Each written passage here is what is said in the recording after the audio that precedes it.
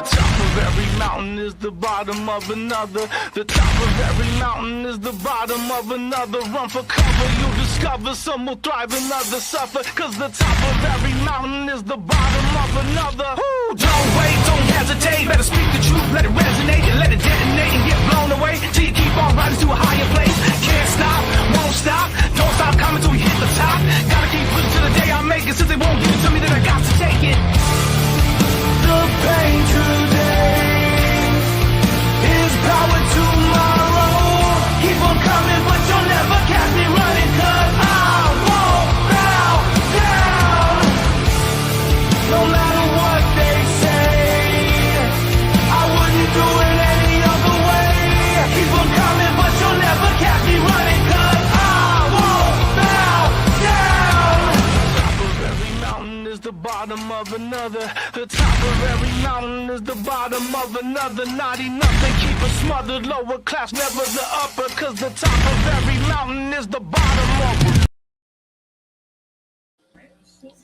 Good evening, UN Spacey Wolf Squadron. This is your Wolf Commander Wolf Tan. I'm your werewolf, and tonight we're just going to talk about the good old days of Saturday morning cartoonings.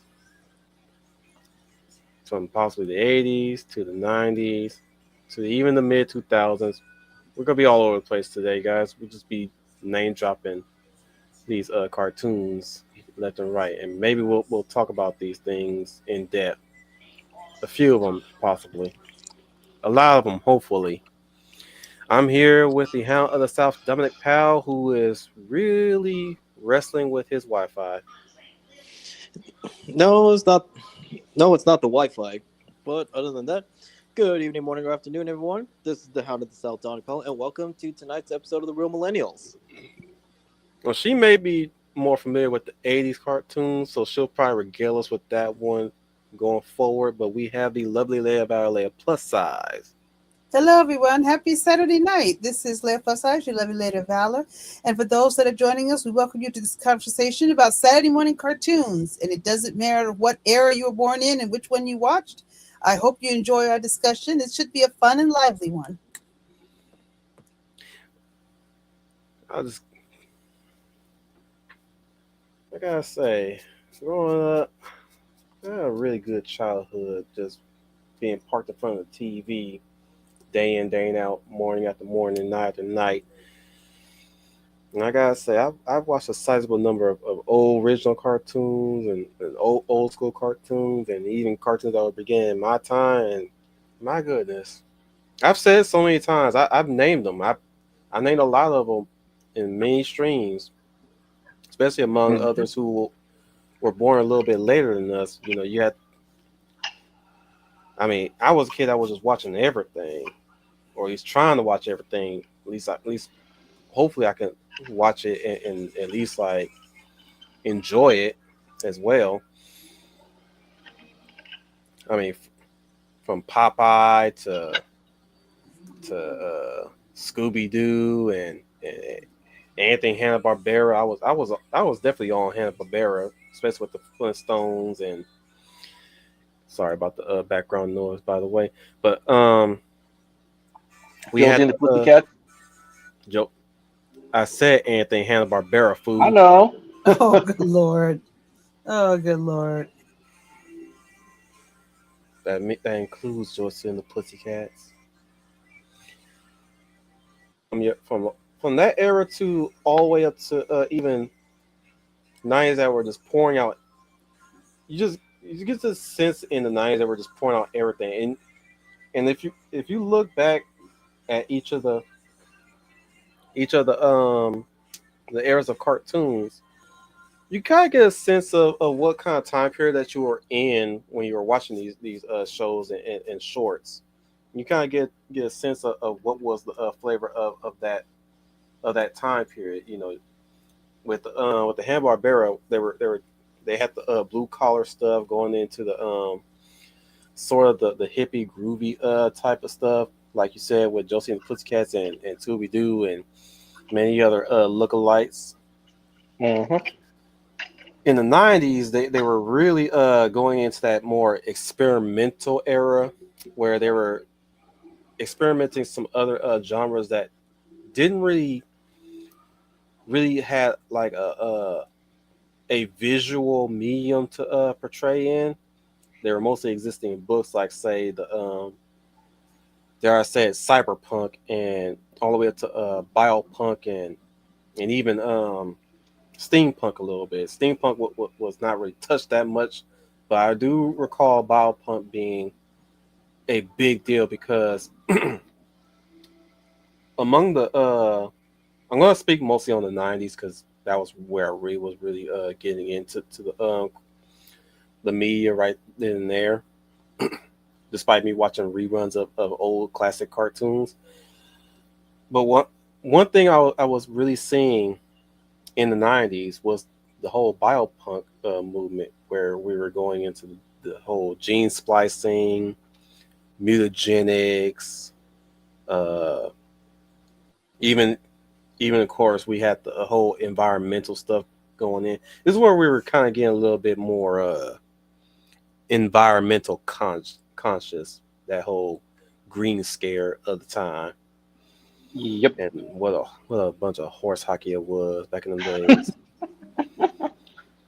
Well, Never I'll be never adding on forget to that. how feel good it was. I mean, we given the fact that we did kind of have, it was definitely a bunch of horse hockey, but that's not to say we didn't have good media encouraging us to treat our environment better or treat our world better. It's not to say that we were not without good media that kind of illustrate and really dare I say what's the word? Let's just go with just really just trying to tell us a story. Tell us a good story about why we should care about our planet, why we should care about our environment. But once again, it also goes back to the whole biopunk thing with the whole for example, Ninja Turtles was one example, and we all know they had their own fair share of Ninja Turtle clones, from extreme dinosaurs to street sharks and biker mice from Mars. Oh, let's not even forget the whole alien conspiracy era. Who could forget about the alien conspiracy era with the X-Files stuff? We had. I'm getting to that, Dom. Along with the alien invasion movement, like we even had the whole alien invasion stuff, but to go with the alien conspiracy, we had. I mean, heck, we had games reflecting that, but I'm gonna get into that soon. We had the Roswell conspiracies, the Bureau of Alien Detection, or BAD in the acronym.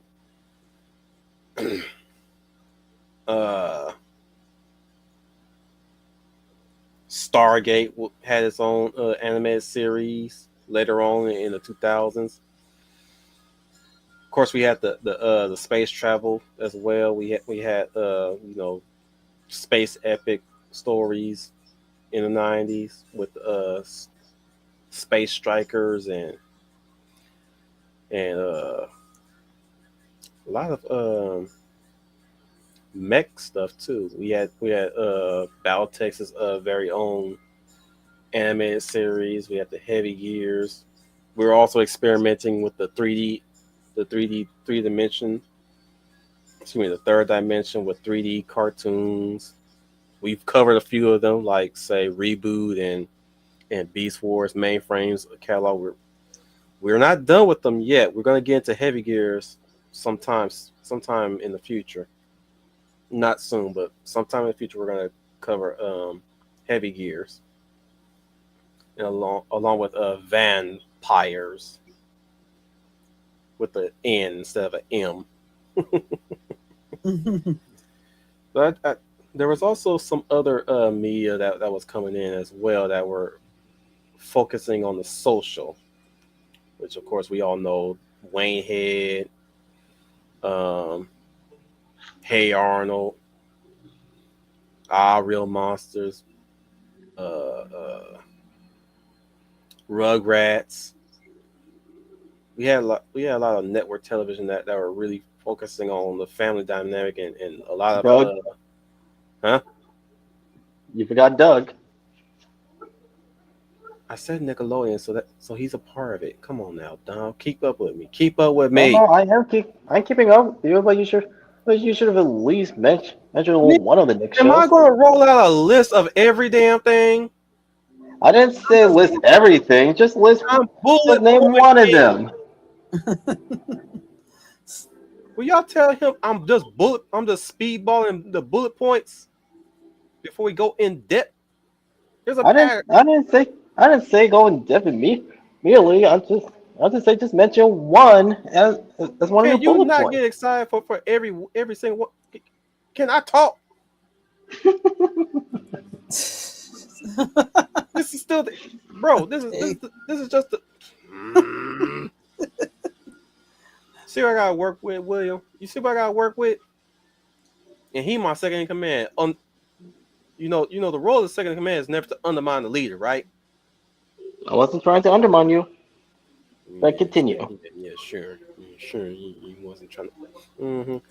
But yeah, Doug was definitely another one. We had of course we had a lot of really good comedy as well coming along. We had Cartoon Fridays during Cartoon Network's heyday Hmm.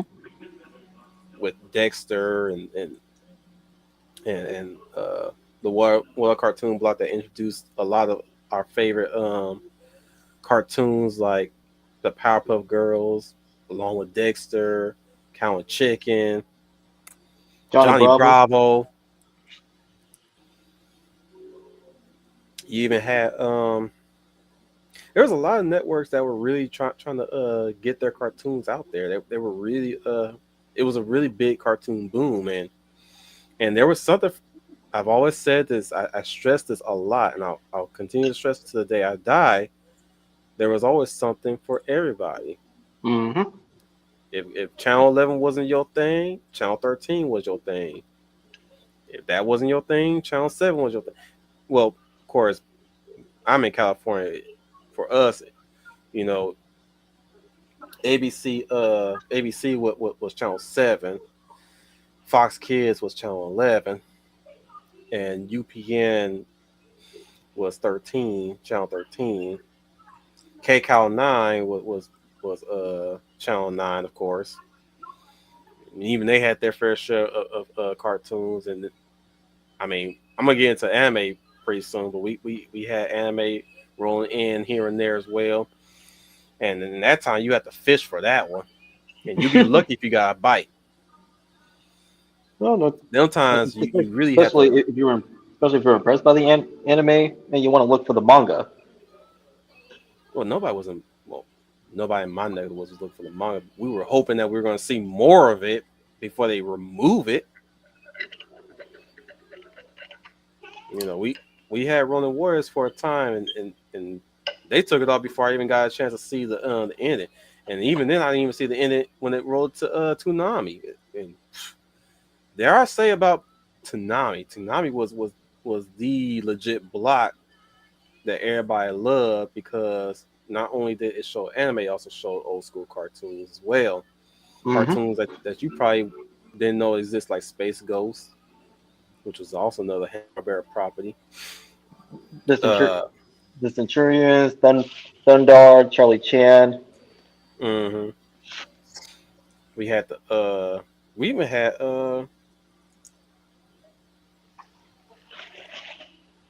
we even had Superman, the Fleischer Superman on there sometimes. Hmm. I mean, I had the pleasure of having those on VHS, but to see it on TV, running on TV, that was a joy. Hmm. Rolling back to the rolling over to the 2000s. Of course, 2000s where things were getting a bit more extreme, Don't and you mean more? we were kind of More extreme? well, we were kind of getting we were kind of getting a certain other flavor this time around with Saturday morning cartoons. Now, some Saturday morning cartoons were kind of adopting the Buffy Angel style of storytelling or style of design. More of the And dialogue. that too, but they were also adopting a more primetime TV look to them, especially X-Men Evolution. If you look back at that show, that series, which I'm sure you have, you too as well, Leia, you could tell that they had this style going on, and it really looked like, in some areas, it looked like a straight up '90s sitcom or like '90s 90210. Other areas, it looked straight up like Buffy, and that was not a bad thing either. Oh my God, Mighty Max. Mm-hmm. We're gonna talk about Mighty Max one day. I Well, definitely, also, that simple reason another. that you bring up, William, for that very reason is why I want to talk about Mighty Max. That show was the show, like everybody like to cite. Hang on, Don. Everybody like to cite Batman animated series and Gargoyles where shows start getting dark. Nah, Mighty Max was almost a progenitor of that. Heck, even Inhumanoids was another progenitor of dark cartoons. Heck, Heavy Metal was an animated film anthology, and that was pretty dark. But I'm talking about we're talking about '90s cartoons where, I mean, Mighty Max, Jesus Christ, one dude loses his hand for a sacred ritual. The main character's mom almost lost her hand to that ritual. One dude gets clawed dead by a big old snake monster. Dudes in a helicopter get eaten by a spider, a big spider, and that's not even. Whew, that's not even getting to the whole backstory to Norman, one of the main characters in that series, has his own backstory. Jesus Christ, people would die literally on screen and off screen in that show. Heck, a person's death starts the episode each time. Mm-hmm. Same thing. Don't even get me started on Johnny Quest, original and real adventures of Johnny Quest and new adventures of Johnny The Quest. sequel. Jesus Christ. Whew. New Adventures of Johnny Quest. I mean, I already see. The thing is, old school Johnny Quest had that old school Pulp Fiction violence, which I was pretty much desensitized towards. But New Adventures, oh my Lord! When we get to those fish episodes, Jesus, that was you knew, bro. You knew they were channeling Alien off of that shit. Mm-hmm. It wasn't even like Alien, but man, did I get that feeling every single time I watched the episode? I felt, and don't even get started on that one alien that can mimic people, which was pretty much the Thing, with the exposed lungs and organs. I mean, there were a lot of cartoons that really pushed for the body horror in that show, in their time. Shoot, the Incredible Hulk '90s anime series, that was just they were really testing out the body horror in that show, especially when go ahead. To be fair, like it was built. To be fair, like it's built into the Incredible Hulk since his comic book series like came to be. Like I'm not saying it was a even negative when he's even when he's a founding member of the Avengers, there's like he does encounter like both metaphors of the super science and supernatural variety of like the body horror, like that remained. That is not the only one that was pushing it, as well as his character deaths, but also excuse me. Well, that was also like what? Bionic 6? What? Well, it's not really body horror, but that was more biopunk. comes with the Bionics.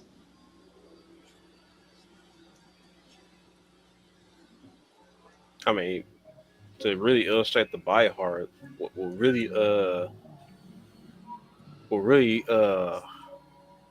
made my eyes widen was Bruce's first transformation in the first episode, when his head literally just cocked back and you just see his neck just super fat with all those veins glowing Yeah. green.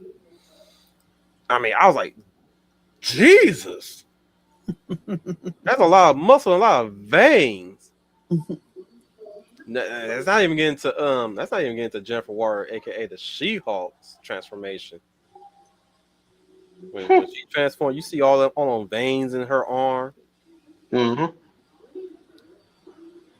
I mean, it didn't even awaken nothing in me, but I was still perplexed by the fact that her whole arm was covered in veins, hmm and her ass was breaking up, and you know her stomach. The first thing it does is pop off her first latch, and I was like, Jesus, they're really up in the ante on the horror monster aspect to the Hulk. Yep. Especially with the Sasquatch episode. The Sasquatch episode, oh my lord!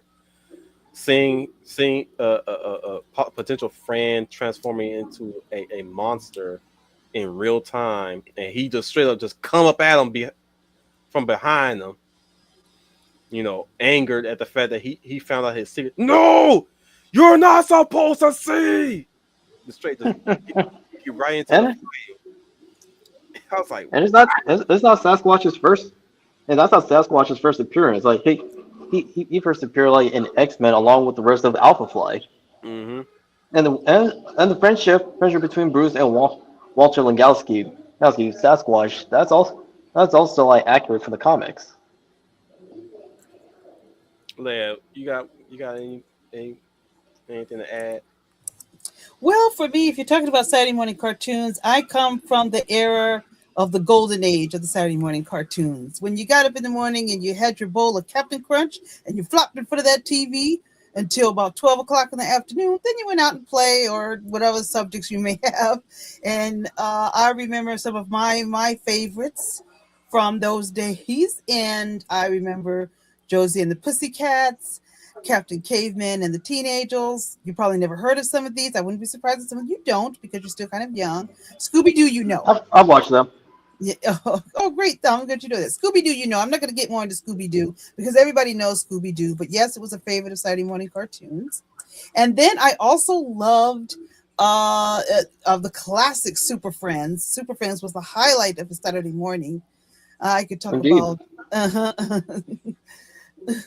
that definitely was a absolute favorite of mine is Super Friends. And you know, some people think Super Friends is cheesy.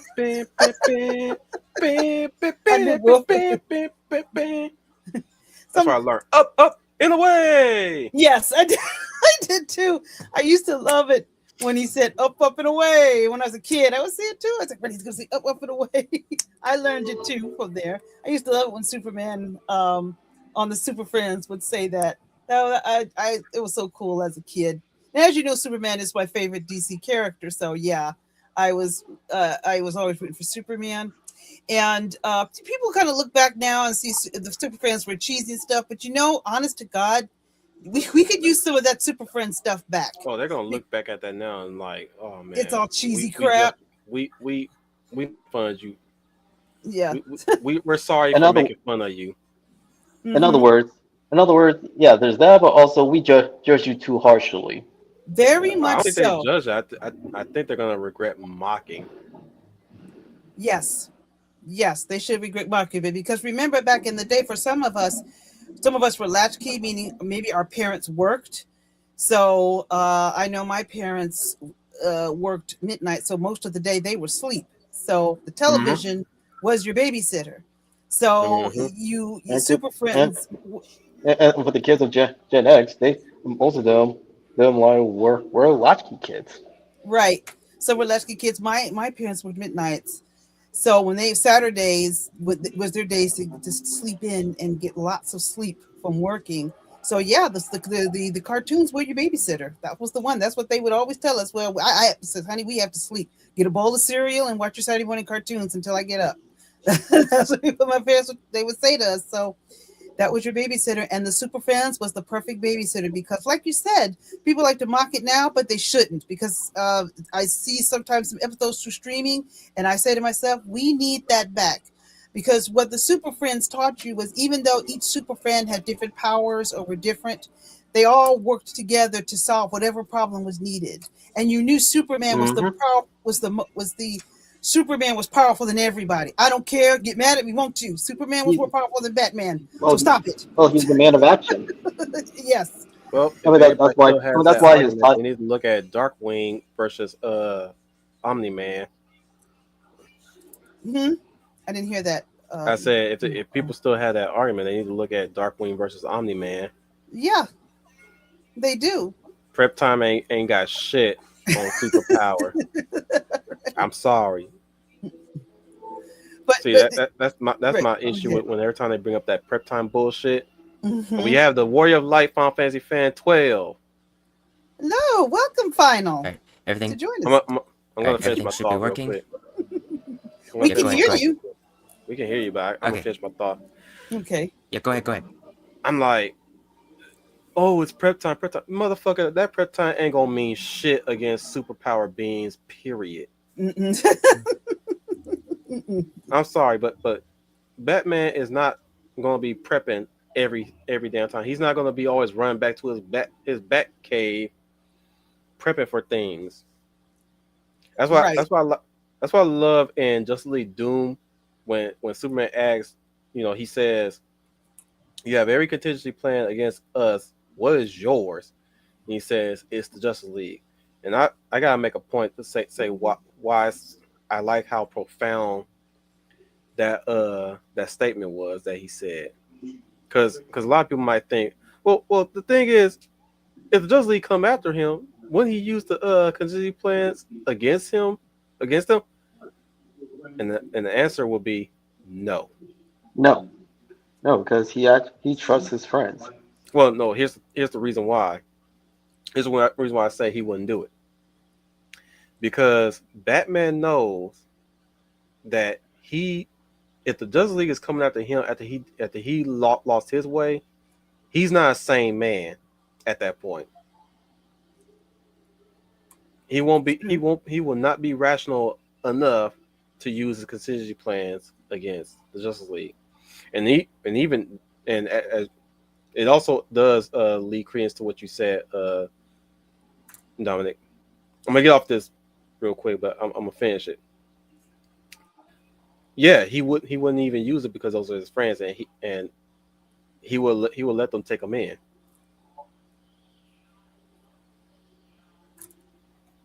But Leia, continue your cartoons. Well, and I probably was go just after her. Well, I was just going to say, adding to that, with the Super Friends, back then, Batman and Superman worked together. They worked Mhm. together. It was Which is not what happened in the comics. Kind of like during the Silver Age, and it continued on in the Bronze. right. But you know what? I'll consist again. Call me corny and old fashioned. I was never a fan of heroes fighting heroes. I never liked Batman versus Superman. I never liked that story then, and I don't like it now. I didn't like it in movies. I know I'm old fashioned and corny, but that's just the way I am. I believe that villains should be fighting villains, not heroes fighting Well, heroes. Thing is, it shouldn't be fine at all. They're supposed to be superheroes. They're not unless Yeah, there's a situation where they don't have any time to explain and they're trying to or an entity or something that's overpowered them mentally or something. I don't know. whether it's Maybe. brainwashing Yes. or anything like that. Yeah, Mhm. that I can accept. Yeah. That I am willing to accept. But like just to outright just fight each other for what reason exactly? Like, and that's another thing that kills me too, is that they don't really give us a solid reason why they're fighting. Yeah. Mm-hmm. That will be and what I mean by this is what I really mean by this is that they're not giving me a concrete reason within their character as to why they would be fighting. That's why I hate that whole Cyclops versus Captain America bullshit. Yeah, I didn't like that either. The X Men versus. I'm like X Men versus Avengers. They just need an excuse for super. They can't find a way to keep continuing to have superheroes fight villains at all. But keep in Right. mind who keep in mind on who had written that event. Oh, we know. I Fuck him. know. I still don't. You're right, Dem. I know, but I still don't like Yep. it, and I never liked it. Hey, Again, no, I was. hey, you're not the only one. Yeah, I agree with Wolf. They're supposed to be fighting villains. X-Men are supposed to be fighting the bad X-Men that use their powers. The ones I can understand You X-Men mean fighting you other mean the evil mutants. mutants? Yes, I can understand X-Men fighting Yes. evil mutants or other mutants who don't see things the way they do and want to harm humanity. I can see that, but I can't see why the X-Men would Yeah. want to fight any of the Avengers. Makes no sense to me whatsoever. Go Yeah, ahead, Final. because when you go back to the, because going back to, when you go all the way back to the first appearance X-Men, that's literally and the whole Kirby. reason why Charles Xavier invented the X-Men to begin with, to fight evil in all of its forms, even mutants who. And also going back to the whole thing, prep time thing, going back to the whole thing, but like, but Batman, but Batman knows Superman's weaknesses. Yeah, so do everyone. So does everyone. Okay, because even if Batman were to even fight against Superman, if Superman were to cross the line some way somehow, even if he was brainwashed, he's not stupid. Yeah, they just assume Right. they just assume Superman's gonna be that dumb. Or at least they expect him to be that dumb. No, that's because they don't. It goes back to what you said. Well, if they either expect it to be that way, or they're bored with them and say, "Well, why don't we have him do something stupid and out of character? Huh? Wouldn't that be cool? Oh, that's gonna sell Well, a million copies in we're the not comic gonna books." entertain that notion anymore. Let's get back to cartoons we Yeah. enjoy. In fact, let's go ahead and talk about the one of the best representations of Superman, which is the Superman the animated series, From the DC animated universe, which we will remains definitely remains go. like Which the one of these best. days we'll definitely go in depth. Yeah, but to keep it short, the DC animated universe, much like the original Marvel animated universe of the '90s, it remains the best adaptation of the DC universe, from comics to the small screen. I'm straight. If there was ever a takeaway from that, they should just wrote the universe accordingly to that universe. Warts and all, the romance between Bruce and Barbara notwithstanding, I would say, yeah, maybe you should have tailored the universe to run on just that instead. Especially with at the time when Dwayne McDuffie was alive. Hey, you know what? Now I'm bringing him up. Dwayne McDuffie, my goodness, man. I'm gonna heap a whole lot of praise on Dwayne McDuffie. They ain't got nothing to do with him being black either. Anybody could have done just as much the same as Dwayne did, but I'm gonna heap the praise on him too, and I do give credit where it's due. I have to thank Tim and Dini for bringing him along, because he ushered in some great writing and great Mhm. storylines, and even to his credit, some great animated movies. I'm not sure which are the ones that he directly worked on the most, but for what's Besides worth, the All-Star Superman adaptation, I'm not sure. well, he also did Justice League Doom was his last movie before his untimely passing. Oh yeah, I forgot he did that. Yeah, he did Justice League Doom, and he also worked. I think he worked on Crisis on Two Earths. Yes, which was originally going to bridge the gap between Justice League and Justice League Unlimited. Definitely, but his contributions to the animation world, and especially the comic world, it will always be well recognized and well remembered and well regarded. Especially his reintroduction, or at least his introduction to Static, which is part of along with the milestone. series, along with the series Static Shock. And my God, when Static Shock came along, that's when WB really, the channel WB really blew up. Kids Yep. WB, I mean. And when they also brought in the anime networks and anime blocks to that channel blew the hell up. Yep.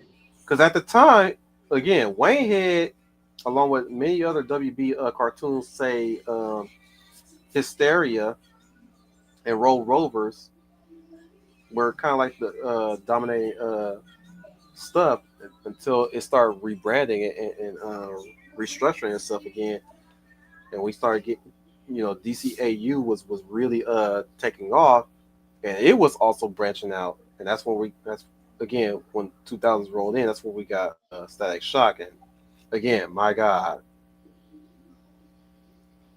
that show was quite a trendsetter, where we can really get some really good stories, especially stories about culture, race, interpersonal stuff, family, households, urban issues, both city and local,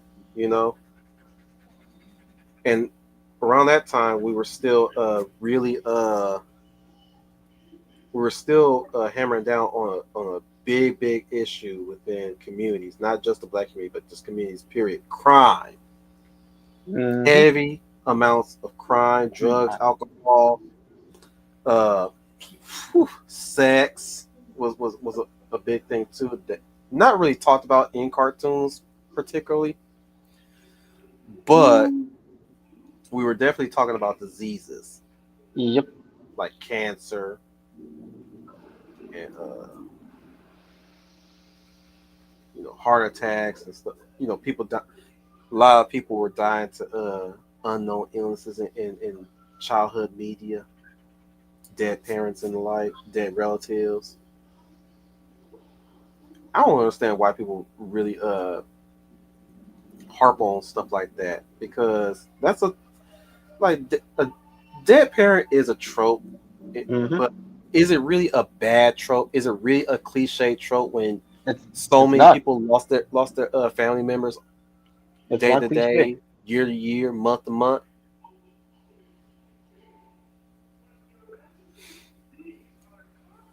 Especially with Spider-Man, when they talk about Uncle Ben, I was like, if you're gonna be okay with Ben, you want to get all hissy fitty about Ben, especially in the MCU Spider-Man kick, then you really can't just be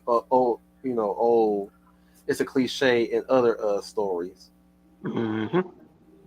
But I'm not gonna get into that.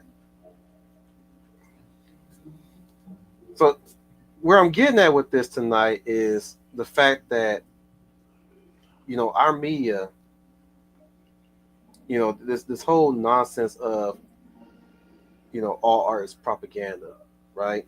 Oh crap. Definitely Bullshit. bullshit. Yeah, Yeah, that is complete just bullshit. the bullshit. Uh, Because Then if it you're were propaganda, hold on, Wolf.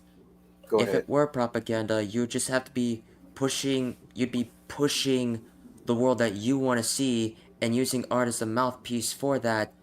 You don't have a piece of art, let alone story. That is not even storytelling. That's propaganda. I'm gonna back you up. I'm gonna add on to what you're gonna say. If that's the case, then explain to me the political messaging in Goldilocks and the Three Bears, or Little Red Riding Hood, or even the Three Little Pigs. Explain that to me if it's all political. Art should be enjoyed. Art should be enjoyed for its own sake. Thing is, art does teach us lessons. Art does Mm-hmm. lecture to us. Art And does tell us important things like growing up, coming of age, and the like. it also reflects objective reality, as Hmm? as as these works of fiction, especially in animation, are teaching kids and adults like objective truths, no matter how uncomfortable they may be. Being like it's just that.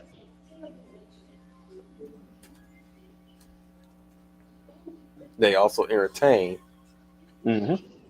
no matter how crazy they could get. Especially again, going back to Mighty Max. Yeah. That whole thing is quite the adventure. What you gonna say, Final? You about to say something? Well, go ahead. Well, Yeah. after you're done, I'll And jump if in. Dalton were here, I'd imagine we're. Sorry, Dom. I imagine Oh no, if I'll say Dalton, the continue like before I authenticator, were jump in. here. Okay, yeah. Alright. If only Dalton, the authenticator, were here, I would imagine he'd be saying the same things that he would be saying in the Duality of Man podcast, particularly the episode about art. And I could not agree more with everything else that he'd be saying in that episode. Or Go on, especially Don. in that episode, I meant. Oh no, not him, and another like a mutual friend of mine from England Teens channel, like Mr. E 2099. No, him, he's good people. And I'll say like with the powers of dark water, it also reflected what was going on like within our generation. But with the 90s, it was not only experimental, but you can tell by each of the individual like art styles accompanied by the animation. The art they were taking inspiration from other artists and cartoonists across the pond, probably in Europe as well as Asia. With the Pirates of Darkwater, yeah, you see, like they did not hold back on the violence as well as the deaths. But as for the art style, so like people can't help but feel like that the team was inspired by the artwork of Wendy Penny, the creator of ElfQuest, and is also created by her husband. Uh, which for those like who have not read ElfQuest, like go check it out. It's a solid epic fantasy series, but I bring that up because the art style, because with Wendy, she was heavily inspired by not just the legendary mangaka of yesteryear that continued to inspire people even in death, but she was also taking inspiration from fashion as well as high art from Art Nouveau, so the all three of the Renaissances, and she was able to synthesize all of them and created ElfQuest. And same thing happened in animation. Well, what's also another common thread is much like with comics, books, games, and so on. It was not only experimental, but at that time, um, everyone took risks. They were not risk averse. They were also not politically correct at all. Even though work, even though like even back then like we did encounter political correctness in a variety of forms, it wasn't as bad as it had gotten years later. I mean, Yeah, heck, like what the creators did instead, they poked fun at political correctness. yeah. You don't see in Double Dragon that one kid. You know, that one kid stopping and calling Billy Lee out for cultural appropriation. You know, I forgot his name. The little black kid. Yeah, I know who you're talking about. I rewatched it. I rewatched that episode when I was doing a rewatch marathon of Double Dragon. To be the dragon, you gotta be strong, humble, never bragging. Always fight for right, battling wrong with the power of the dragon. You know, like even I like Double Dragon and as well as like other works, whereas they poked fun at how like not how nonsensical like the whole the work how the whole thing cultural appropriation is because everyone is inspired like not just like over here but also by other parts of the world. That does not mean they're trying to take credit. Whereas they're incorporating or like what they liked, like from the disparate cultures outside the U.S. was and studying them, of course, and then incorporate them into their own fictional setting. We got That's also not cultural appropriation. That's inspiration. we also got to we also got Well, to point out actually, let me to take that back. That's go not ahead. taking credit. That's not taking credit of a culture or claiming it as your own. That's inspiration. So, and not to mention like with the SJ Hobo, they try to claim things as quote unquote cultural appropriation. What they fail to realize is if we and others like did not take inspiration of the cult of these cultures and actually bring them to the forefront, they actually would have became lost in the sands of time, and we wouldn't know any of them.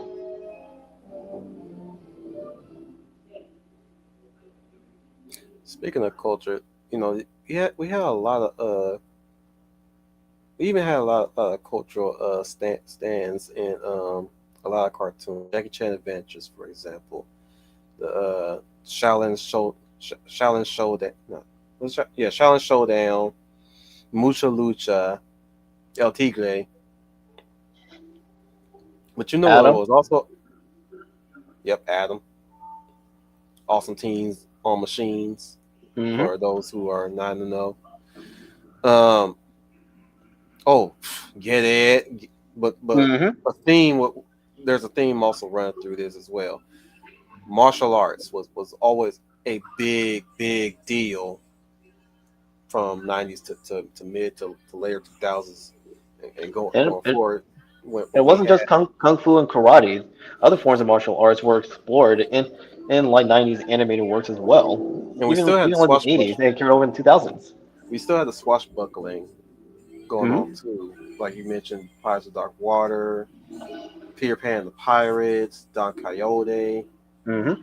Um, shoot, we go Disney's Gummy Bears, the '90s Robin Hood anime series, which gotta bring that up because that does exist, Yep. and we definitely gotta talk about Don Quixote because that does exist. Oh, Mm-hmm. Zorro the anime series definitely. Zorro had his Yep. own anime series. I mean, he showed Yeah. up in his reruns showed up in Cartoon Network along with the Fantastic Four, the Sinbad, the Sailor. It's actually it's thanks to watching like Don Quixote and the other words that you mentioned. As a kid, it made me go out to my local library and find those books. And before the furries started to dig in to creating fan works and fan art and the like, we had very anthropomorphic animal fiction like the Cowboys of Moon Mesa and Mm-hmm. uh, again Don Quixote. And Another of course, the Disney afternoon works. yeah, Disney populated very heavily populated with that genre like DuckTales, Goof Troop, Darkwing Duck, Goof Troop. Tailspin. Yep. Were you gonna add final? Go ahead. I was about to add, heck, we even had some anthropomorphic characters even within the action genre, like Battletoads, the Thundercats, for crying out loud, Teenage Mutant Ninja Turtles. Teenage Mutant Ninja Turtles are labeled under Biopunk, but you're right. Hmm. Battletoads was just game adaptation though. Mm-hmm. But again, you're not wrong. Earthworm Jim, Mm-hmm. again, game adaptation, still got a lot of anthropomorphic animals. And William in the comments earlier mentioned SWAT cats. Oh, he also mentioned Zorro. But earlier he mentioned SWAT cats. SWAT cats is in that category of anthropomorphic animals. Yeah, Anything from Hanna-Barbera under the sun. We don't really have to name names, but you get my drift. Once you look up Hanna-Barbera, you see a whole flood of all their classic cartoons that happen to be anthro animals. Even Garfield. Mm-hmm. We're ready. Garfield and Ready Friends, man, that to never gets old. party. Ready to party. We're ready. And hope to bring lots of spaghetti. I do like to mention like some parts of some Saturday morning cartoons that I did remember, and the one thing that came up to mind is some of the shows that did have to deal with imagination. You know, people being creative and whatnot. Two shows that I remember were Phineas and Ferb and The Imagination Movers. Phineas and Ferb I remember very vividly, with even with however many times with Candace even trying to bust these guys, bust her own brothers for doing something that they probably should not be doing, even though they would just be creative and whatnot. They just like what they would like. They're just doing like what they like doing. And let's not forget the B plot with Perry. Oh yeah. I got to tell you, with Phineas and Ferb, like it remains one of the best, objectively well written and animated works, or it's like of all time. And it came out like in the 2000s, and continued on because it was that good, from the writing to the dialogue as well as the music.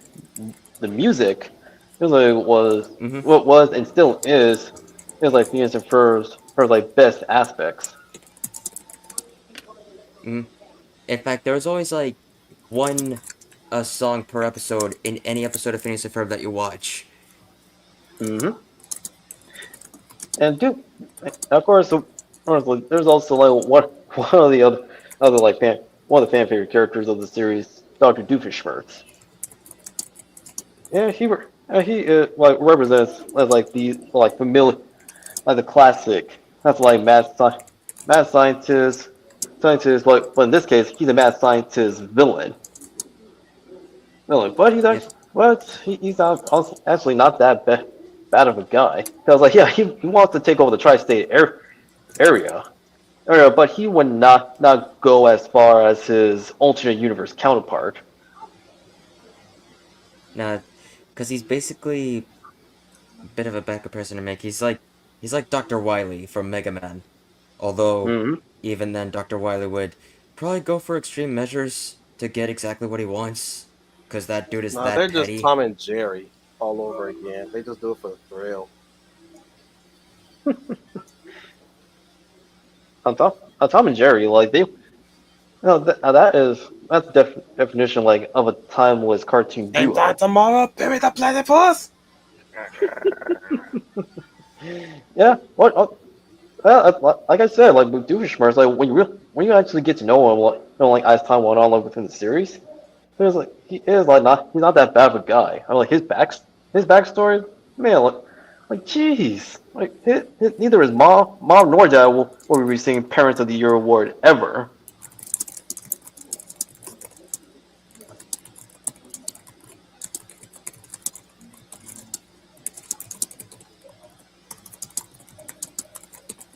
But the best way to describe like Doofenshmirtz, whereas like he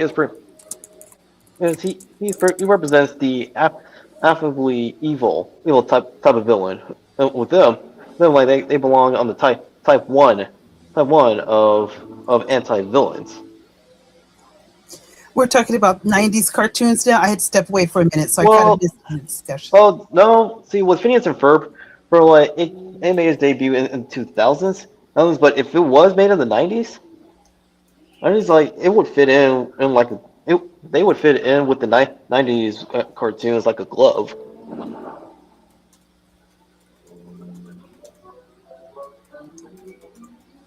If I think about the 90s for cartoons, the cartoons you mentioned I do remember because I would babysit my nephews, and these were the cartoons that they enjoyed watching. I myself weren't enjoying them that much, but they enjoyed them. So I knew what kinds of shows that they wanted to watch, and Phineas and Ferb, and the other shows you mentioned, DuckTales, and they were fans of those cartoons. Me in the 90s was all about, for me, it was about like the X-Men and Superman animated TV series, animated TV shows, and the Batman TV shows. And before we move on, could I make one honorable mention about the old school cartoons, and then we'll move on?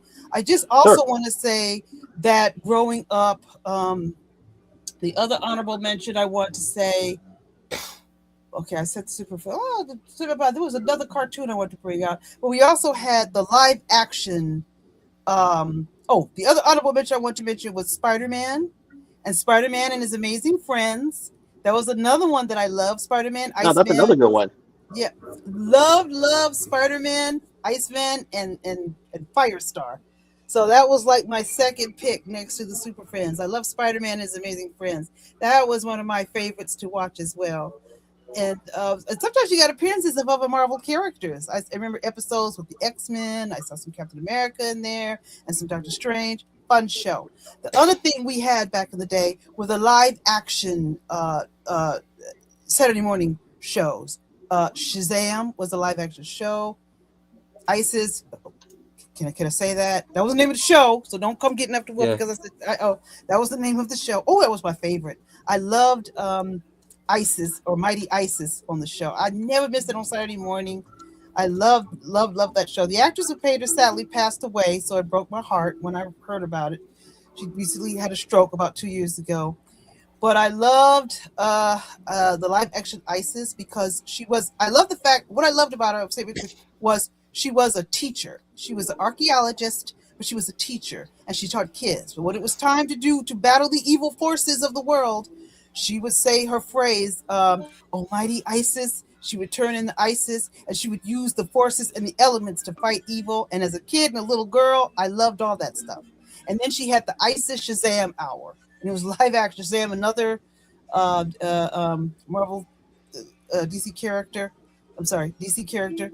And the Shazam show, and that's why I didn't like the Shazam movie, because the live action Saturday morning show took itself seriously. You had Billy Batson, of course, when he said Shazam, he turned into Shazam. It was all cool. So these were honorable mentions of this shows made Saturday mornings great, and those are my honorable mentions. Some of you are young. If you were young, don't remember them. They are on streaming somewhere on a platform, but that was my lineup. I loved the cartoons as well as live action. I loved ISIS. The ISIS Shazam hour, one of my favorite shows. So we may commence with the 90s. I just wanted to give a shout out, honorable mention, because back then those live action shows were great. No, these are not honorable mentions. This is a conversation worth having. Oh, yes. Those live action Saturday morning shows. I call them live action. We're bouncing around. We're just bouncing around each era here and there. Those were also my favorites.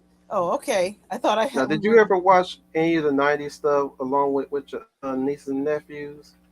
Well, if I was sitting there babysitting them, I would watch along with them. You know, if they enjoyed it, like you mentioned DuckTales, you mentioned I can't forget that quick. I mentioned DuckTales, you mentioned Phineas and Ferb. What was the other show? I can't remember all of them. A lot of them were Disney. You know, I don't remember all of them. Just anyone that you sat down and watched on occasion with your nephew. They loved DuckTales. They loved Phineas and Ferb. They loved DuckTales, Phineas and Ferb. A lot of the Disney shows. They loved those shows that came on Disney when the Disney Channel was just blossoming. They loved all those shows. They liked, I think those are the two I can remember off the bat. They liked SpongeBob. They loved that. They liked Rugrats. They were big fans of that. And I think those I can remember right now. I think I have to sit and remember the others. But those were some of their favorites. That's why those come to the top of my head, because those are ones they never wanted to miss. And said, Auntie, can you put this on? Or DuckTales was on, or Phineas Ferb was on, the Disney Channel was on. And I say, sure, if that will keep them busy and their attention, I was okay with it. So the Chip and Dale Rescue Rangers. That's what I was thinking about. Rescue Rangers. That was a lot of their favorite. They love that one as well. Chippendale Rescue Mhm. Rangers. That's another thing I love about that era of cartoons. You just bob to to all kinds of music that were made strictly for those cartoons. They all had their own personal jingles And going they on. knew, And and you're right. those They theme would. songs actually, and those theme songs, well, like yeah, well, they may play snippets. They actually there's actually full length editions of those songs. So it's like they didn't have to go that hard, but they did because like they want to like bring in kids and adults. And Oh while yeah, we because were they would. I'm sorry. I'm sorry, Final. Go ahead. I'm just gonna say, and they knew those theme songs because I could hear them in the other room. They would be in the other room, and they would be singing the words to all the theme songs to those cartoons. Life is like a hurricane here in Duckburg. while It's we like are lasers, while we were on the aeroplanes.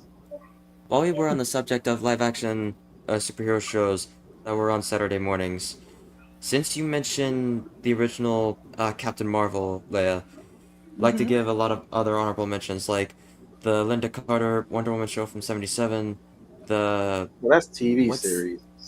just TV shows. It's Oh, just prime time. It's TV series, but it's oh, prime those are time. prime. Oh, those are Yeah, that prime was time. prime time. Well, you can bring up X-Men being on primetime for the first time. It was one of the first I think it was one of the first few cartoons that got a primetime slot. Mm-hmm. We did get a lot of cartoons that were strictly adult, of course. That's mentioned in the Simpsons, but we also had the Critic. A lot of people like to bring up the very obscure, very not talked about Duckman. Duckman, yep. Also the Uh, critic. Let's I not forget the just critic. said the Critic, fool. Hey, you didn't say it loud enough. You Yes, need he to turn did. up your volume. Anyways, Critic, Dilbert got his own little animated series as well. He literally came May, off may the comic Scott strip. Adams rest in peace. Yes, rest in peace, the creator. Speaking of comic strips, I did mention Garfield, but let's not forget Dennis the Menace had his own cartoon. Mm-hmm. I wouldn't be surprised if Kevin and Haas had their own cartoon as well. But Actually, where's Waldo? hopefully they did not, but they should have. They should have. Imagine the Peanuts. The Peanuts was definitely another strip that got their own cartoon here and there with their short films and their first feature length film, which was wow. When I saw the Peanuts movie, that was quite something. I was in Well, particular wasn't really sure what I was going to expect out of that movie, and I left that movie feeling some kind of way. I can't really describe the feeling that I got, but when I left, I was more. I do remember being very, very happy, very preppy. Other than that, yeah, cartoons adaptation and creation are very just out there. mhm. Loads and loads going around, and all walks of life. Go again, varying in quality, varying in degrees, varying in subject material, and but on the whole, but on the whole, it was one thing at all times, no matter what the idea was to entertain, right? Mhm. And Let's get let's into to adult ones because those were very entertaining in their own right. well the Like better well the better most of today's quote unquote adult animated works. King of the Hill, basically just the very sitcom family style cartoons. King of the Hill, Simpsons, later on Family Guy, and American Dad. later on, yeah, definitely American Dad. Um, later on, F is for Family. I mean, just imagine the first cartoon you watch, and the first one of the first words that you hear from a character's mouth is "damn" and "shit." It's like when you're a kid, you you didn't know that cartoons were capable of swearing, especially if you ever watched The Secret of NIMH. My lord, when I heard Jonathan say "damn," I was like, "Oh wow."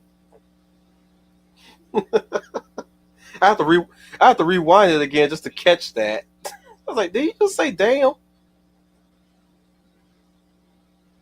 That was I think that was the only swear word you heard in that movie, The Secret of NIMH. Yep. And it's PG. Yeah, it was PG. That was the reason why. Hey, back then, like you would hear swearing. They may be mild. Oh, like that was what PG movies were back then.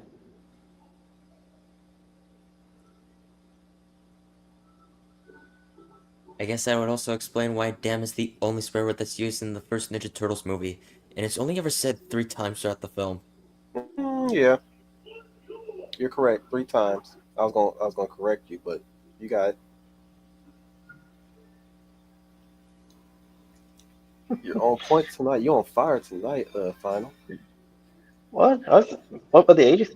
Well, the 80s and 90s when it comes to Saturday morning cartoons, Marvel and DC like were not the only ones like being adapted to the small screen. You have other examples such as Lucky Luke, a Bond designee, aka a European comic, a Western one at that. Now, like it too like, received an animated adaptation. Even though and it was produced by Hanna-Barbera, but also Gaumont and FR3. When it was released in the United States, it was actually showed. It was aired in syndication, like on various CBS and ABC stations. And and also another European comic that made it to the small screen for the States, Marsupilami, and that was showed on Disney. God, you gotta love my Supalami. My Supalami. Of course, we cannot forget the PBS cartoons. Yep. Oh, Mm. like we can't. And besides like those two, like we not forget to mention Tintin.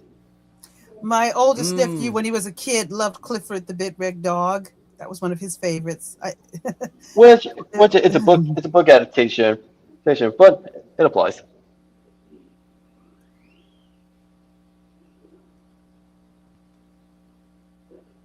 It's Clifford. What other PBS shows of cartoons?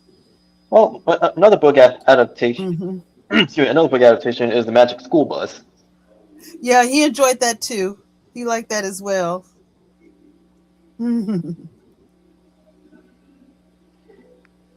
like I said, like back then for Saturday morning cartoons, especially in the 90s, it was both experimental and also creators were willing. Well, creators and studios alike, they were willing to take risks, especially on finding works to adapt that from page to the small screen. Well, syndication was kind of an experimental thing as well when it came down to storytelling. Yep. We started getting more. We're kind of teetering away from the episodic story And more more overarching story. the serialized storytelling. But even within serialized storytelling, not serialized, like you can tell. serialized. Yeah, but see what most of today's writers like what they miss. What they miss the point of serialized storytelling. Even if you're telling an overarching narrative, you can still tell individual like stories within a chapter or in an episode. We don't have to keep referencing them. We just stick to appreciating the writing in a lot of works. Oh yeah, see, like even but back then, like an example of a serialized storytelling done right is Cyber 6 as well as the Phantom 2040. Oh my lord, Cyber 6. But yeah, now that's another adaptation like of a comic book series. What with Cyber Six in 2040 like have in common is even though they were utilizing serialized storytelling instead of syndication or standalone storytelling, they still told individual stories, whereas that actually like leave an effect on the overarching narrative.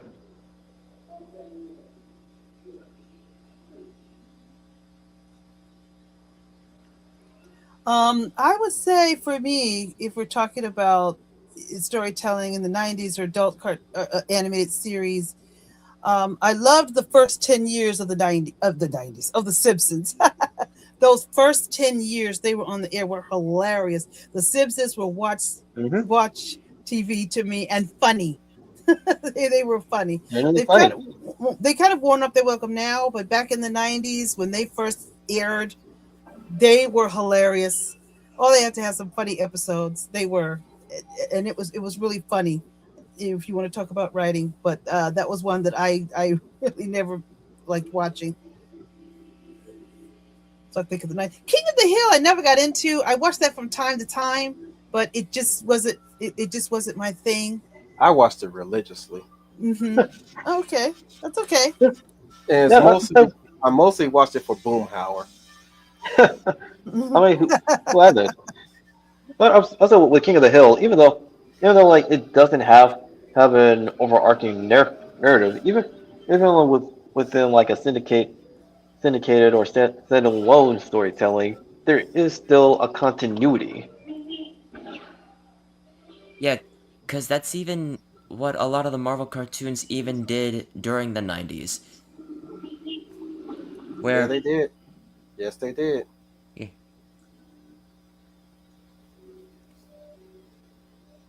It's interesting. It's very interesting how they also kept the momentum of creating cartoons constantly. There were so many silly ideas at work, like Vortex, and one thing that was really interesting of a choice for making more cartoons was babyfication of characters in cartoons. In the case of the '90s, we had the extreminization of cartoons of existing properties. I mean, that's where we got Yeah. GI Joe Extreme, the He-Man. He-Man 202. No, even before like O two like He-Man was also affected like by the extremization as well. So was Flash Gordon, the Flash Gordon '90s cartoon. Yep. Well, speaking of Flash Gordon, he was also part of another like show that was part of these Saturday morning cartoons, Defenders of the Earth. It featured Lothar, Mandrake the Magician, and as well as their kids. Even Voltron got that treatment with the Voltron Force. Of course, we also had cartoons that also turned sports into superpowers, and Yep. the Super Globetrotters, the Hmm. sports cartoon called the Hurricanes. I don't even, I don't even know if it was based on the if there's an actual soccer team called the Hurricanes, and that's what that show was based on. But my I you know I had no problem with that show. I love that show. That the intro was always a banger. I was always singing the theme song, even though I had no idea how to sing it. Even Speed Racer got the extremization. I think it was called the New Adventure of Speed Racer. Hmm. And of course the Mighty That Ducks. Mark 5, you got the power of Speed Racer. Let it show. Go Speed, go. heck, I think even Japan jumped in on that with all that craze, because I just saw that there's like a whole team of robots that each of them are based on different sports, particular sports. Like one is based on a football player, one's based on baseball, the other's based on, I think there was one based on hockey and basketball. You brought up Ninja Turtles. They had that one Ninja Turtle cartoon where they became these anime kind of superheroes. Surprisingly, we got a toy line out of that. Yeah, I think. Yeah, we Indeed. did. We did. Yes. Yes, we did. We definitely did. I just didn't know there was a cartoon attached to it. I saw the commercial, but I was like, learning years later that he got a cartoon attached. I was like, wow. I would have been all, to be honest, I would have been all on that more so than Fast Forward, because they made the exact same mistake in Fast Forward.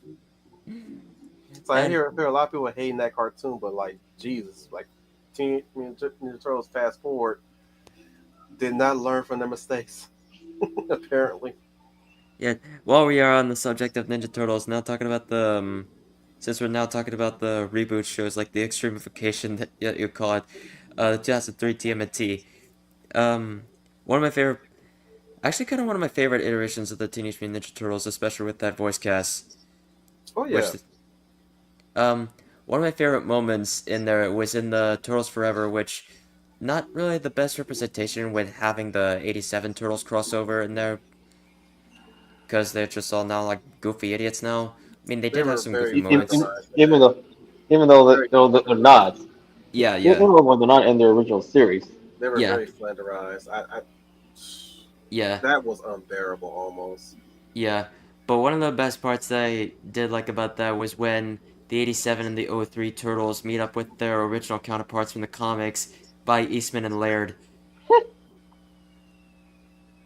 And they all talk like what you probably would sound any Frank Miller comic would sound like, where they all just like narrate in a very serious voice. And even in conversation. Yeah, how can anyone forget that?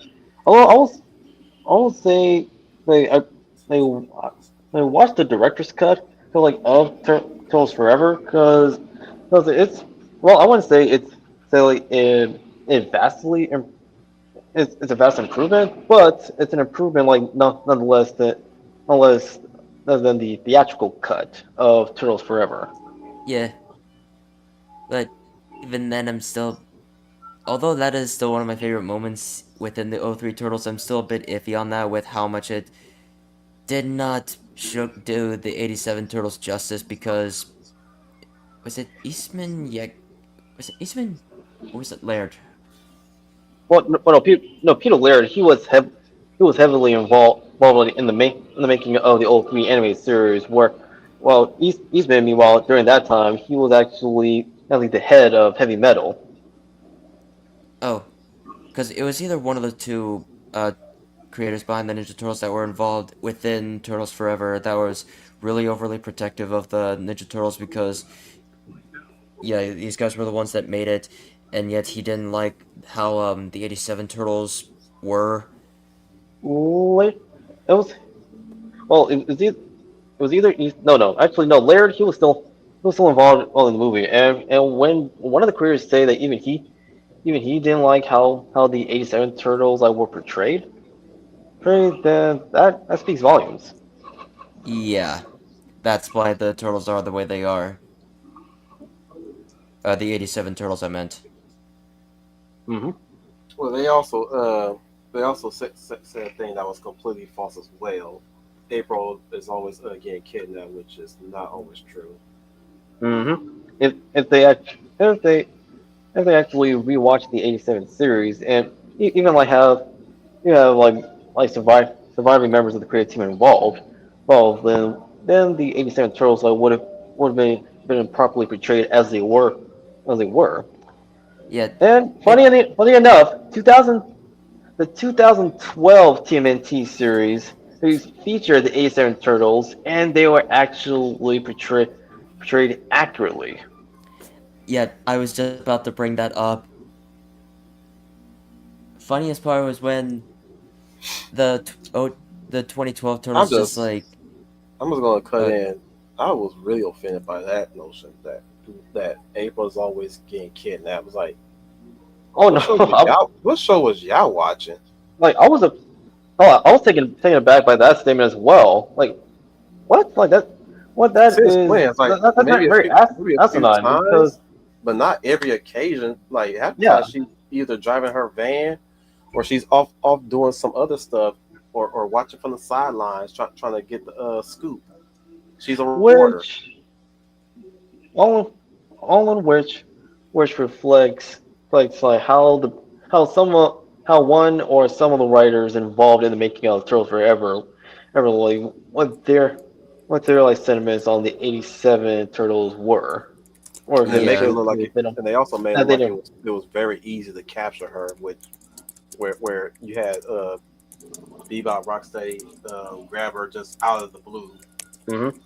It's like Yeah, no. it shows like they fundamentally misunderstood it. They're like TMNT '87.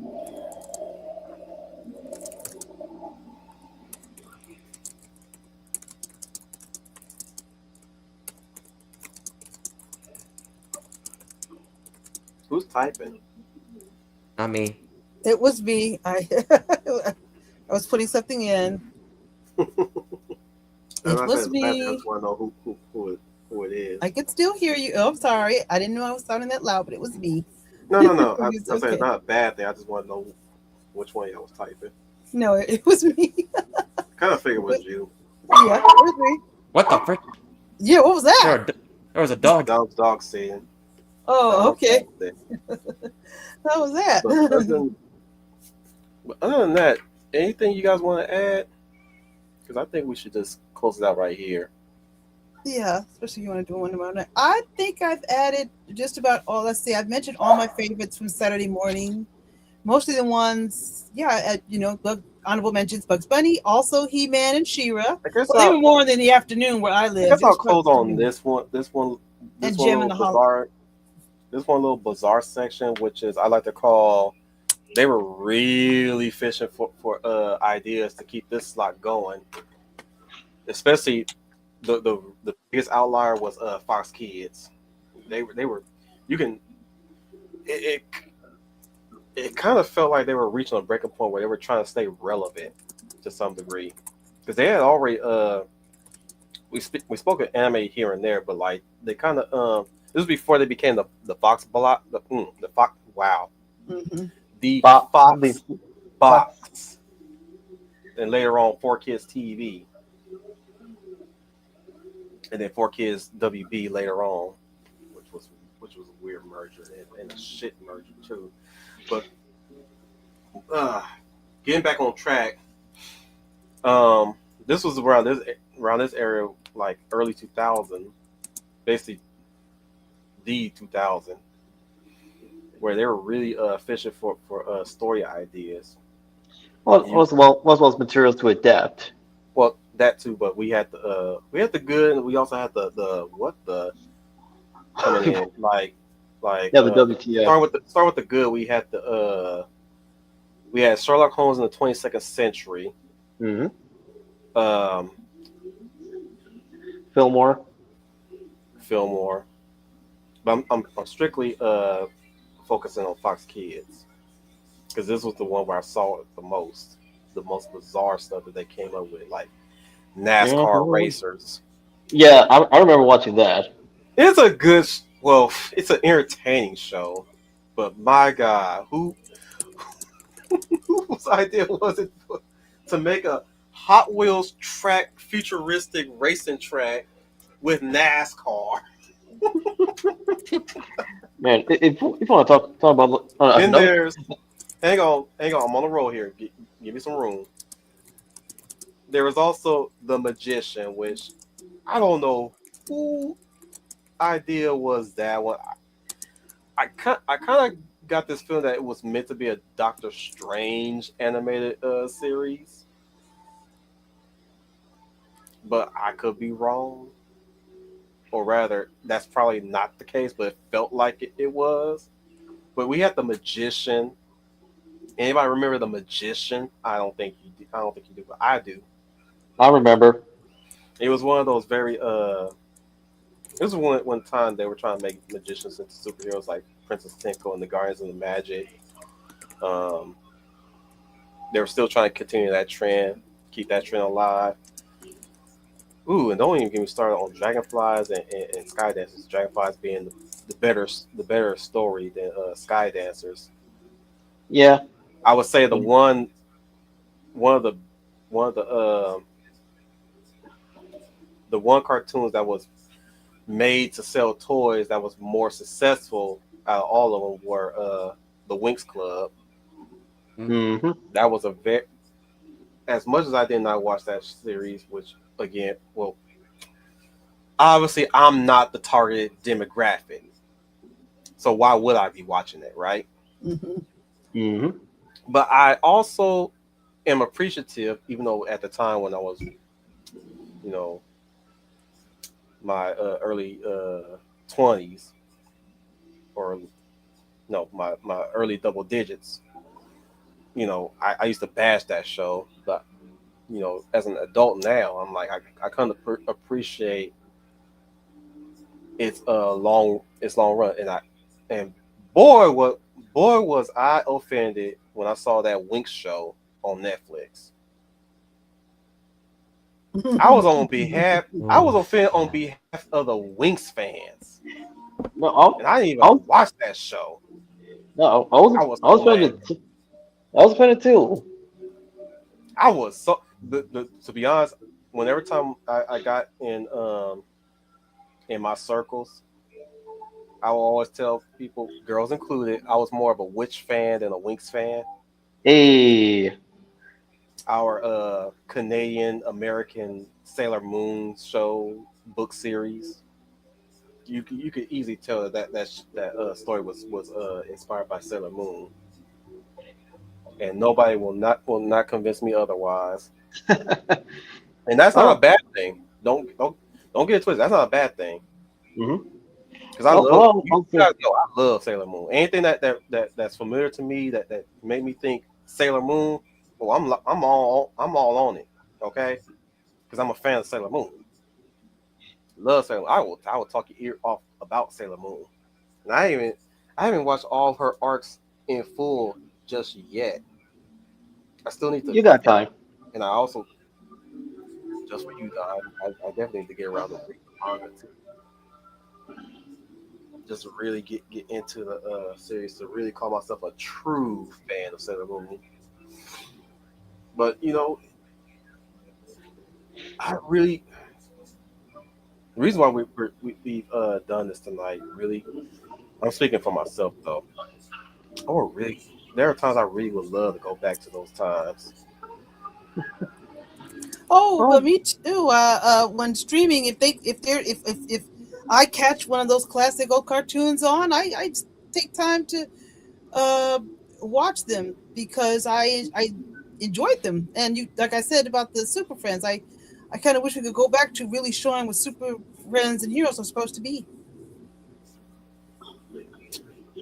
I would love to go back to experiencing Carson Garden Water for the first time in my youth, and Peter Pan and the Pirates. And oh my lord, when we get around to that, oh, I will, guys, I'm dead serious. I love Peter Pan and the Pirates way more than the Disney product. And the only reason why, there's only one reason why, one episode why, because they allowed him to grow up for once, and and in that episode they made it make sense why he chooses not to grow up, or at least what will happen if he does grow up. indeed. And I was like, oh, okay. Not I like that. I like that concept. Not the man child concept in the story proper in the Disney movie.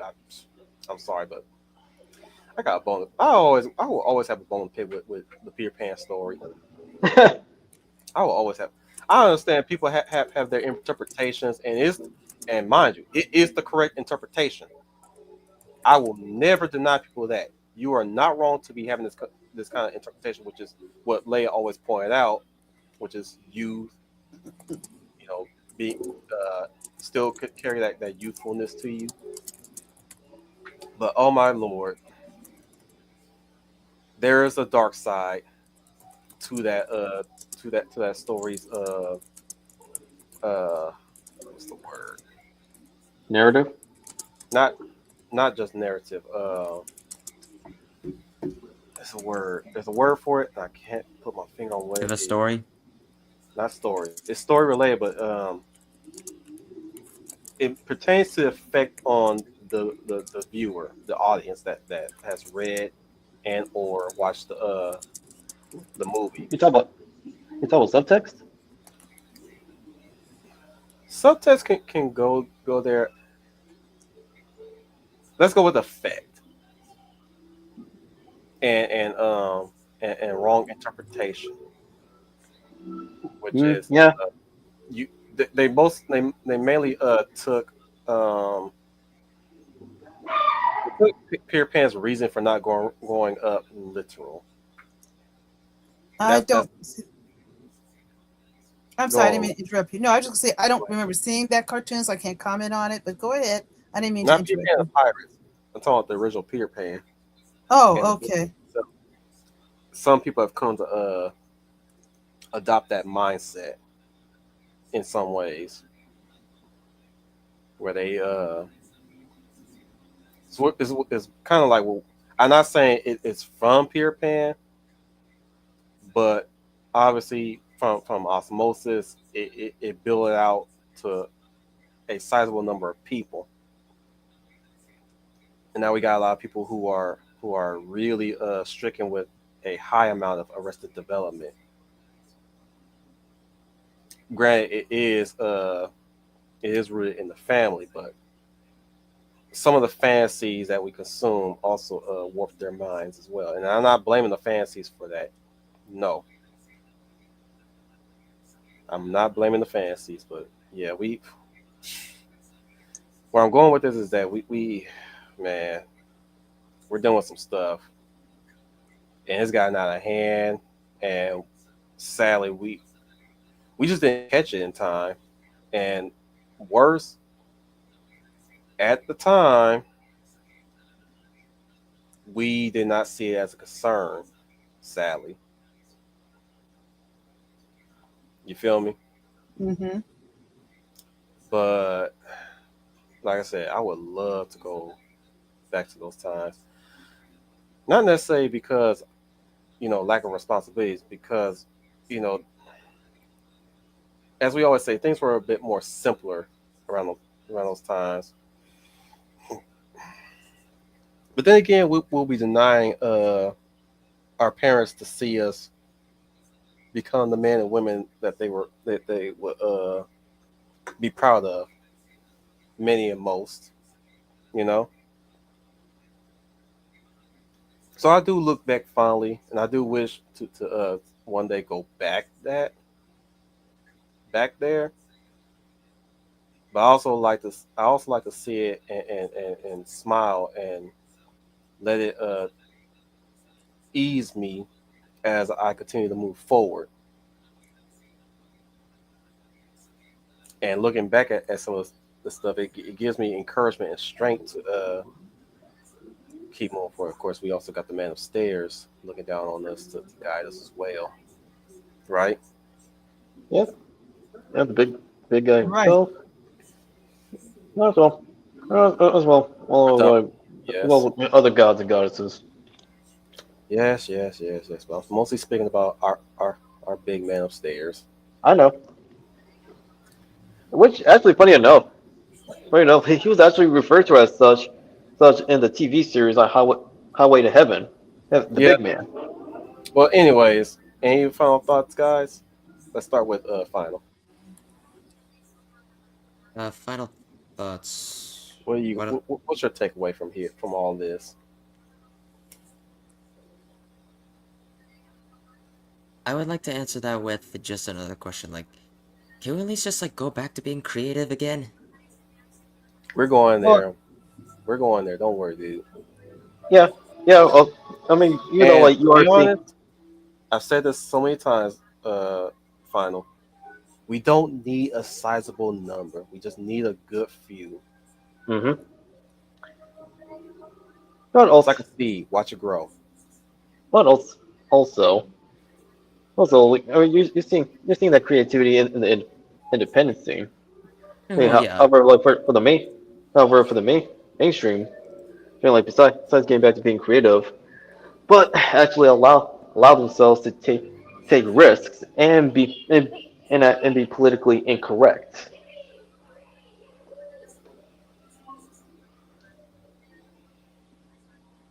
Leia, your takeaway?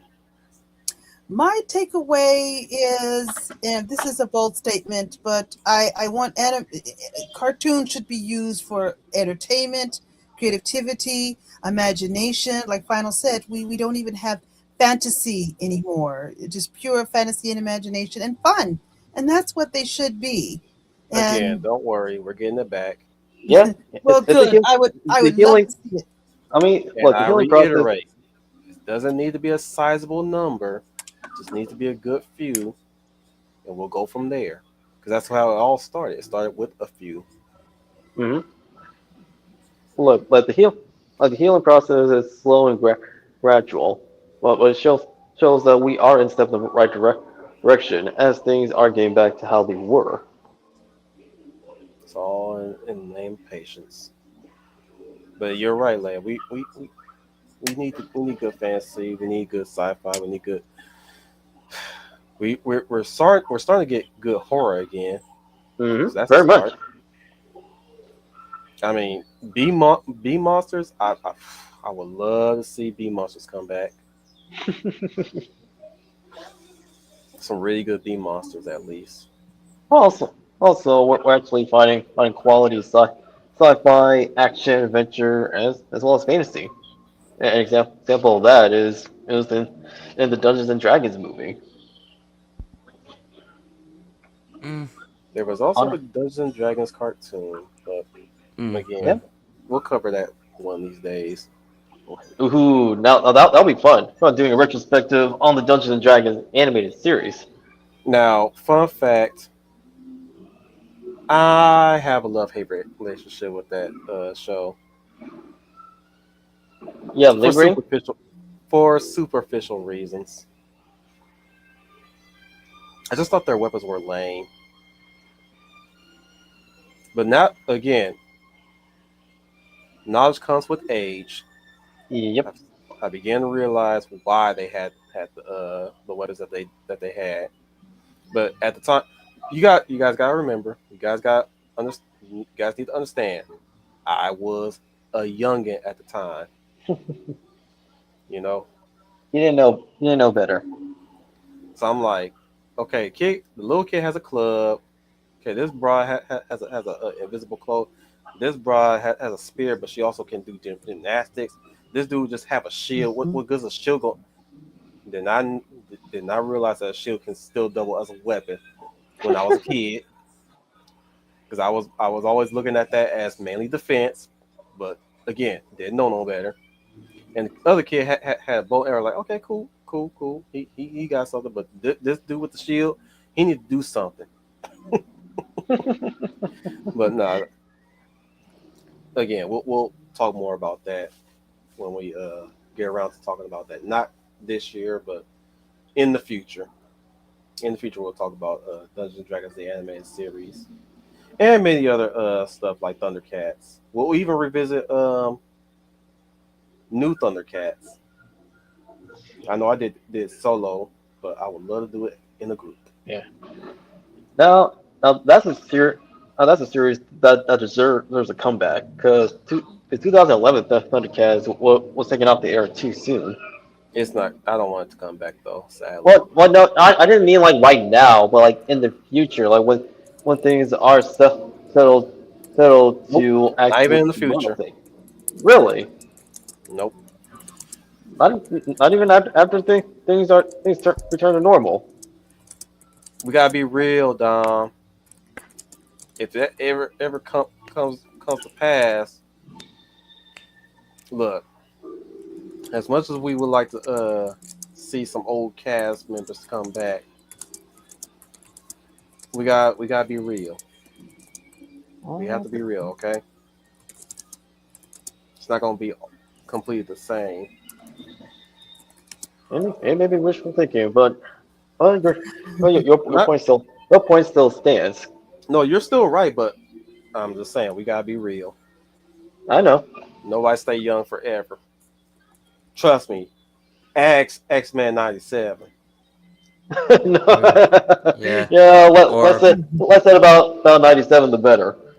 Or Ghostbusters 3, anybody? Wait. No. Well, if you talk about Ghostbusters 3, no, the video game is a continuation done right. No, I meant After like what? the production of that. Like, it was in so much Oh. development hell, and then too Oh much time has yeah. passed.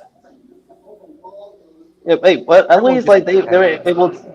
Well, they were able to make Ghostbusters 3 in the form of Ghostbusters the video game, which Yeah. is 3. Afterlife is 4. Yeah.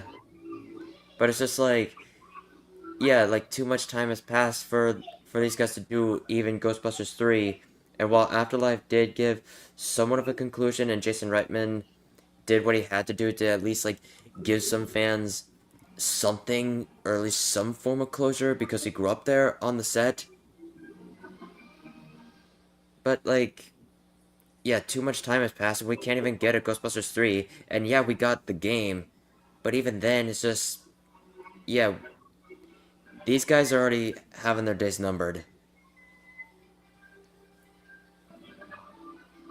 Well, at least also with the video game, they were able to work together before Ramis kicked the bucket. Right. But I digress. But Because now we're extreme, gonna I would say at least with Extreme Ghostbusters, it remains a good continuation of the real Ghostbusters animated series. mm, And But- Maurice LaMarche, like he remains the definitive Egon besides Harold Ramis. Are you? So is that your final thoughts? yes. Yeah, Yep, that's about it. Yeah. yeah. Just like to put it off with a long story short, and Western animation like needs to be creative, take risks, and not bend the knee. We'll save the anime in-depth talk for another time. Because I did briefly mention the anime side of things when it came down to Saturday morning animation. Mm-hmm. But we definitely will touch on that some other time. Besides Hopefully we'll have Konami. more members show up to talk about that. But yeah, I look back at that fondly because again, this is before I even had quality taste and a yearn for quality. I was mostly a yearning for quantity when I was younger, and that's why I tell everybody it's like when cartoons came on, cartoons were cartoons to me. Now granted they were great, they were always great, and I was very select. That's not to say I wasn't selective of my taste. Trust me. Because if that would be the case, I would have enjoyed Hysteria, which I didn't. I do not know why I cannot watch Hysteria. I tried. I think I was warming up to it in one episode, but every time Hysteria would come on, I would change the channel. I do not know why I did not like that show. Maybe because of the egg babies creeped me out. Could be. I think it probably was the egg baby that creeped me out. But that show was literally right up my alley because it was really talking about history, and I was in some ways very interested in history too, here and there. But No, mostly archaeology. I'll take history in. Yeah, because yeah, I'm still fascinated with history, but archaeology. Also, I got that from Tomb Raider, among other characters and works. Me, it was Cadillacs and Dinosaurs. Hey, now that's another oldie but goodie animated series, but also another complex adaptation. Well, that and Land Before Time, and then Jurassic Park. No, But, Jurassic Park, both good. Both the book and the movie. That's another example of biopunk. That and also, well, yeah, definitely. No, thing that got me into dinosaurs was the books. A lot of dinosaur books talking about dinosaurs and everything. Back when they dragged their tails, and then we started getting the ones where they carried their tails, which was better, obviously, because that was accurate. But you get my drift. That's another thing I miss. I miss the old dinosaur designs too, where they where they walk like they have a hunch and their tails drag on the ground. Kind of miss those designs too. I kind of miss a lot of old designs. Like everything needs to be accurate now. It's like, which is not a bad thing. It's not a bad thing, but there's such a thing as going too far. Because you gotta allow yourselves to be artistic with the design. Keep the accuracy, but actually stylize them. That's why I'm enjoying Expedition 33 because that stylistic realism that I like it. Mm-hmm. Which also has a very art kind of, it has an art painting look to it, which I like. We're absolutely love actually. And even though we can go over that in depth like in the future for the real millennials, but we're also seeing the return of stylized art in entertainment. Yes, we are. Mm-hmm. So, I'd like to thank everybody for being here. Those two of you. I know it's a weekend. I'm pretty sure y'all celebrating something, which good. Celebrate. And those nonsense motherfuckers that didn't pop in and out actually, for once, tonight. I'm actually impressed. things are definitely getting very weird this year. Very, very weird. Watch your backs, everybody. Keep on your toes. I'm not trying to scare y'all, but I'm cautioning you guys to always watch your backs out there. Keep your eyes open and off your phone as you're walking down the streets. Please. Don't forget to loosen up. So there are still some good things to play, watch, read, and everything else in between. And not to mention like there is still finding time and opportunity to poking fun at what happened at the Grammys. Yeah, and just don't listen to the crazies. Just don't listen. And the black pills. Don't listen to the black pills. Oh, we're don't listen to those guys. Sometime later. Oh my lord, I have no rant to speak on that bullshit. Well, look, we can touch on that in the open topic stream tomorrow, which is just a hangout stream. Anyways, the lovely Leia Valor, Leia Plus Size. Hello, everyone. This is Leia Plus Size, your lovely Lady Valor, and thank you for joining us in this late night discussion about some of our favorite all-time cartoons. If you have any favorite cartoons that we did not mention, that you want to mention, please leave it in the comments below. I'm sure Wolf will love to hear from you, and we all would love to hear from you. What were your favorites as kids growing up? And it doesn't matter what decade it in. We want to hear it. And what ones do you still, you're an adult, but you still like to tune in and look in now? Please leave it in the comments below. I'm sure Wolf will appreciate it. Until then, everybody have a great weekend and stay warm. Go USA. The Olympics. Sorry. Oh, the Olympics are coming up? I thought it was the Super Bowl is coming up. The Olympics Spring are coming up too? Spring is coming up. They have already started. There was, as you know, I'm a figure skating fan. So there was some figure skating tonight. Tomorrow there will be some competition, but that will be after the Super Bowl. So I don't know if they'll get an audience, but that'll be after Super Bowl. And then there are some like Peacock Network and USA Network. They'll be carrying the games all the way through. But on NBC tomorrow, it's nothing but the Super Bowl. But the Olympics have already started. Oh. The Warrior of Light, Final Fantasy Fan 12. Well, that about does it for this video. Thank you guys so much for watching. If you like what you saw, click like and subscribe and share with your family and friends. And make sure to ring that notification bell, that way you get notified of our latest videos. Once again, thank you guys so much for watching. This is Final Fantasy Fan 12 signing off. And remember, may the light forever shine upon us. The Hound of the South Donic Pal. After much postponement, thank everybody for joining us in tonight's episode of The Real Millennials, where we touch on the history, the impact of Saturday morning cartoons, as well as our favorites like growing up and what came afterwards. And make sure you stay tuned for more episodes of the Real Millennials to come, and hopefully we see you all in tomorrow's Hangout stream. Until then, this is the Hound of the South, Dominic Powell signing off, and remember, keep up the good fight and maintaining hope, idealism, and optimism alive in the world, because remember, cynicism and nihilism are for losers. Speaking of that, we are really, I really am trying to find a way to pick out some days to where we can actually continue on a regular basis with the streaming. And lately, I've been, I wouldn't say I'm struggling with that. It's more deliberating on what will be a good time for my peers in the panel here, and will be good of a time for my audience. Plus, I think